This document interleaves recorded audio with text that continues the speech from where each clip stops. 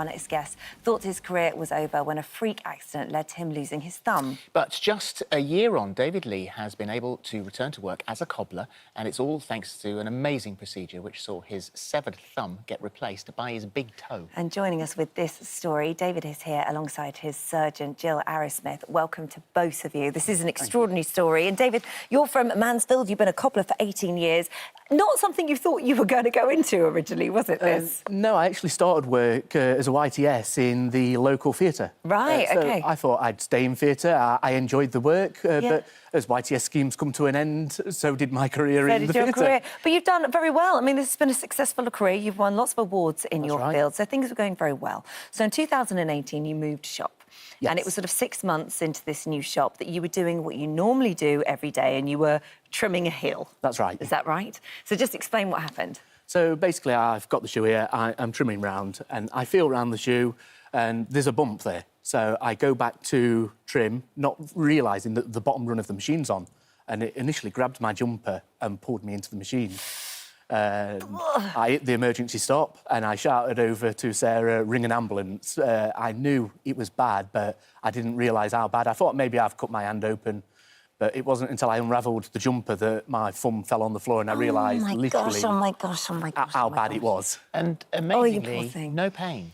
No pain whatsoever, no. At the time, I'm thinking adrenaline. At the hospital, they're saying that you're going to feel it tomorrow, but I've literally had nothing. I've had more in rehabilitation and getting the strength back in the hand and the foot than I actually did at the time. Right. So you unravel yourself. The ambulance has been called. You pick your thumb up. I actually didn't pick my thumb up. It was a lady called Melissa that works in the Idywell Centre. Good old Melissa. So she picked your thumb up? She picked it up. I just left it there on the floor. Would you wrap it up in something to keep it cool? Initially, they went and grabbed ice. And they was on the phone to the ambulance service who said, no, don't put it directly on ice, put it in a bag and then water and ice around it. Yeah. Right, wow, because you're hoping that they might be able to reattach it. Yeah, because of course. The one thing that's going through your head at this time is, how's this going to affect my career? How's this going to impact me? Yeah, well, at the time, it was just all panic around me and I'm trying to stay calm and pack my bag and everything, knowing that I'm leaving. You're packing your bag with no thumb. You stopped and had a quick cigarette before you went in. That's right, yeah. I mean, you don't quite know how you're going to react in these situations, but that is extraordinary calm. Yeah, looking back now, it's crazy. Yeah. Absolutely crazy that you react that way. It wasn't until they took the X-ray at Mansfield's King's Mill that I actually got emotional and thinking, I'm never going to be able to do my job again. Yeah. Right, but thanks to Jill and her fantastic team. Yeah. So Jill and your incredible team, you're presented with this. And so as a surgeon, as a team, when you see the damage for the first time, did you know straight away we're not going to be able to use the thumb? Yeah, I think we had a good idea because the type of injury that David had, his thumb had actually been ripped off, it hadn't been cut. So there's a lot of damage to the blood vessels, which means that a replantation is unlikely to be successful. If you have this sort of accident, the best thing that can happen at that point is that we're able to successfully replant the bit that's been taken off, which we tried to do because the thumb's so important. It's about 50% of your hand function. And David had taken it off very short down at the level of that joint. So he would have nothing to grip again. So we tried really hard, but as we predicted, that was unsuccessful. So what options were there? Well, because he'd taken it so short, there aren't very many other options. The best reconstruction at that point is to have a big toe taken. It's the part of your body that's most like your fingers and your thumb. And so we had a slightly freaky conversation with David that you've lost your thumb, but because we were unsuccessful at putting it back on, the next best thing is to take your toe and attach that to your hand. And so the implications of taking your toe, as you say, the thumb is 50% of your hand movement, all the opposable stuff that we can do. But there isn't a balance issue or anything with taking a toe. Yeah, there's been a lot of debate about that. You know, if you talk to a foot and ankle surgeon, the big toe is really important. But people have done lots of research on this and gait analysis, and we don't take it past the bunion joint. So we just take the first 2 bones of the big toe as much as we need to reconstruct. And most people don't notice a difference. You know, the guy before David's gone back to playing football. Wow. People go back to running. You're back doing sports running, and stuff. Yeah.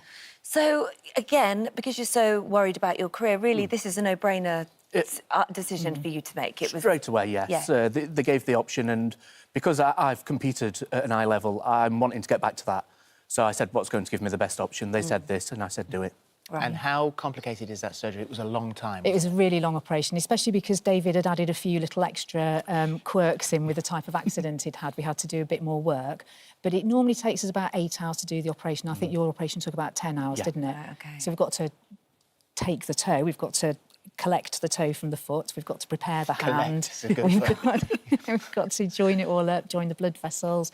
We had to do some tendon transfers for you because you didn't have any tendons left yet. It took a long time. I mean, it's incredible. Like, I know you do this, and it's uncommon for you to do it, but you do it sort of every sort of 12 to 18 months, and it is extraordinary. It's just incredible what you can do. We're going to show an image now. We are going to give a warning. A big warning here. A big warning, just in case you're a bit squeamish about these things.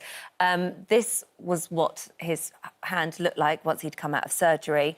How did you feel when you came round and saw that for the first time? Initially, that actually looks better than what I first saw. Right, OK. So initially, when they first unwrap everything and they're making sure that everything's OK, it was like out here. Swollen. And it looked gruesome, and the pictures that I'd seen was of someone that's gone away and come back and then had the transplant, whereas mine was all of this extra work. So a bit of a panic. So it was just like, oh, I didn't expect that, gruesome, but I mean, I was OK with it, but it was like I wasn't expecting to see that. Can we have a look at that now, then? So this is the amazing work that I mean, that has that's been incredible. done. How far on now? How many months has this been? It's just over a year. Just over a year? I mean, Yes, it was last January. it's incredible, isn't it? And how much movement do you have? Full movement of being able to grip. You've actually said, and this was your suggestion, I think, that because this is your job, this is what you were terrified you wouldn't be able to do. So we've got shoes here and the kit. So you know this is what you are capable now of, so of doing. Obviously you want to be able to grip, even opening a jar. I mean, that's amazing. That's gripping isn't it? with that. So getting that. Getting your boot polish. Obviously the grip, and I've got a firm grip of it. Without that, I mean, You just wouldn't be able to. you're struggling. So that's one thing, doing it with a brush manually. How do you feel about using? Because you've still got that same machine. How do you feel about going back and using that? that's actually a funny story, because I was released from the hospital on the Friday, and the Monday morning I was showing people left-handed with a bag over this hand so it doesn't get infected, how to use the machine and level off an heel. The same machine. The same machine, yeah. How do you feel about that? Well, actually, we didn't know about that because David was... he's just had this huge, long operation with all the delicate surgery, and we'd actually thought he was resting and elevating his hand and looking after it. And he didn't tell me till about 6 months later that you'd been back at work and you were using your hand, was it 4 or 6 weeks after the operation? Around about 6 weeks. Yeah. And there is more work to be done. Yes. So what are you going to do now, Jo? David's big toes are actually quite big, and we have already thinned down his big toe, but it's still a little bit too bulky for the finer work that you want to do. So we're planning a little bit more of a well trim. done, you and all your team. I mean, what incredible work. And you be careful, I will. please. But it's extraordinary. Well done. Thank well you. done. Thank you. It's just amazing, and well done to your you very extraordinary much. team as well.